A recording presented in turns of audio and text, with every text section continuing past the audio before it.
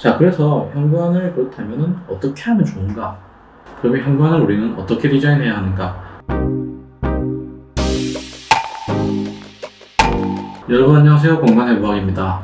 오늘 우리는 현관에 대한 이야기를 한번 해보려고 합니다. 보통 우리가 현관에 대해서 생각을 잘 하진 않지만 현관에 대해서 한번 생각을 해볼게요. 어떤 이미지가 떠오르시나요? 보통 가장 많이 떠오르는 공간이 이곳은 지저분한 공간이다, 그리고 신발이 널브러져 있어서 빨리 지나갔으면 좋겠는 공간이다 라고 생각을 많이 하시는 것 같아요.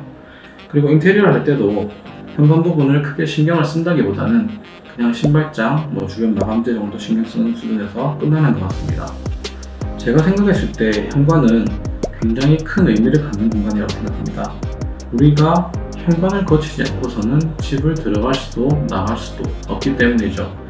그리고 이 현관이라는 공간은 우리가 집에 들어왔을 때 처음 우리가 마주하게 되는 공간이기 때문입니다. 바로 집의 전반적인 느낌 자체를 현관이 좌우하게 되는 것이죠. 쉽게 생각해서 우리가 친구 집에 놀러 갔을 때 현관에 신발이 널브러져 있고 굉장히 지저분하다면 우리는 무의식적으로 이 집이 지저분하다라고 인식하게 될 겁니다. 특정 공간이 우리에게 주는 어떤 영향을 생각한다면 우리가 그 공간을 어떻게 사용하는지를 생각해보면 의미를 쉽게 알 수가 있습니다. 우리가 보통 현관에서 하게 되는 주요한 행위들이 뭐가 있을까요? 신발을 신고 벗는다거나, 아니면은 외출하기 전에 옷 매무새를 가다듬는다거나, 아니면 요즘 같은 경우에 마스크 같은 걸 챙긴다거나, 신었던 신발을 신발장에 넣거나 신발장에 있는 신발을 꺼내는 경우, 이렇게도 생각을 할 수가 있겠죠. 이렇게 적극적으로 외출에 직접적인 영향을 주는 공간이 우리에겐 사실 현관밖에 없습니다. 그리고 우리가 외출을 할 때 최종적으로 뭔가 검토받는 공간, 그런 공간이라고도 생각할 수 있습니다. 우리가 신발을 다 신고 현관문을 열다가 갑자기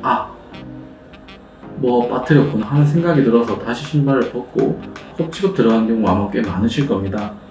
그렇게 생각해보면 이 현관이 우리에게 주는 특별한 의미가 있는 것이죠. 우리가 현관에서 하는 행동과 별개로 이 현관 자체가 갖는 의미도 굉장히 중요합니다. 이 현관은 외부와 내부를 구분하는 역할을 하게 되죠.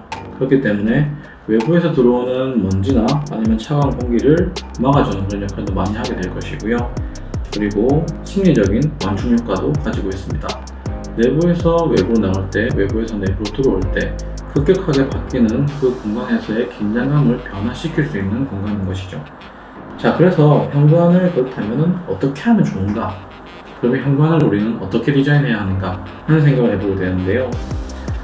우리가 특정 공간을 디자인할 때 요소들이 몇 가지가 있지만 그것들을 크게 두 분류로 나눠보면 조명과 그리고 마감재라고 생각합니다. 조명과 마감재는 바로 직접적으로 우리한테 이 공간에 어떤 느낌을 주는지를 결정하게 되고요. 그리고 추가적으로 가구가 들어가게 될 겁니다. 가구 같은 경우에 신발장이 주요한 역할을 하게 될 겁니다. 그러면은 제일 먼저 조명을 얘기를 해볼게요. 조도 같은 경우에는 우리가 그 공간에서 어떤 행동을 하는지에 따라서 다르게 쓰입니다. 예를 들어서 우리가 공부를 하는 곳에서는 어느 정도 밝은 조도가 필요하겠죠. 집중을 해야 되고 긴장이 돼 있어야 하니까요. 하지만 빠르게 지나가거나 아니면은 내 행동에 지장이 없으면 되는 정도의 공간에서는 조도가 너무 밝을 경우에 오히려 우리에게 피로감을 주게 됩니다. 현관 같은 경우에는 우리가 금방 지나가는 공간이고 주요하게 이루어지는 행위가 신발을 신고 벗는 정도에서 끝이 나게 됩니다. 그리고 거울이 있을 경우에 진짜 심각한 게 문제는 없는지 아니면 빠뜨린 게 없는지 하는 정도를 체크하는 정도에서 끝나기 때문에 밝은 조도가 필요하지 않죠. 그리고 밖으로 나갈 때는 물론, 그리고 밖에서 안으로 들어올 경우에도 이 현관이 너무 밝게 돼버리면 사람이 어느 정도 다시 또 긴장을 하게 됩니다. 그렇기 때문에 간접 조명을 활용하면 좋고요. 그리고 우리가 흔히 색 온도로 이야기를 많이 하게 되는데 4000K 정도의 색 온도가 괜찮다고 생각을 합니다. 그 다음이 마감재인데요. 마감재 같은 경우에 벽면 쪽에 보통 도배를 많이 하고, 그리고 바닥 쪽에는 타일을 많이 깔게 되죠. 우리 주거 공간에서 가장 오염이 되기 쉬운 곳이 어떻게 보면 현관이라고 볼 수 있습니다. 그렇기 때문에 마감재를 너무 하얗게 한다거나 너무 밝게 해버리면 우리가 밖에서 들어오다가 아니면 신발을 신거나 벗는 과정에서 살짝만 건드리게 되더라도 큰 표시가 날 만큼 지저분해지게 됩니다. 그렇기 때문에 마감재는 어느 정도의 살짝 톤이 들어가 있는 형태가 좋을 것 같고요. 그리고 가능한 현관 벽 쪽 부분을 마감할 때 요즘에는 필름이 굉장히 좋다고 생각합니다. 필름 같은 경우에는 도배보다 훨씬 강하기도 강하고 오염에도 강하기 때문에 손상이 될 우려가 굉장히 적다고 볼 수 있죠. 그 다음이 가구인데요. 가구 같은 경우에는 신발장이 보통 하나가 들어가기 때문에 이 신발장 자체만 제대로 넣더라도 크게 문제가 되진 않습니다. 하지만 이런 수납장을 넣을 때는 내가 가지고 있는 수납량이 얼마나 되는가부터 생각하는 게 제일 좋습니다. 신발이 많은 분도 계시겠지만 신발이 굉장히 적은 분들도 아마 계실 겁니다. 그런 경우에는 허리까지 오는 낮은 장으로 신발장을 구성하는 것도 괜찮은 전략이라고 생각합니다. 현관 같은 경우에 키 큰 장이 특히 양쪽으로 있게 되면 공간으로 들어오자마자 양쪽에서 느껴지는 압박감 때문에 굉장히 답답한 느낌을 받게 됩니다. 그래서 현관의 수납은 필요한 만큼만 구성하는 것이 좋다, 이런 생각이 듭니다. 그리고 추가적으로 저희가 공사하면서 많이 넣어드리는 것들인데요. 저희가 현관에서 하는 가장 중요한 역할 중에 하나가 바로 신발을 신고 벗는 행위입니다.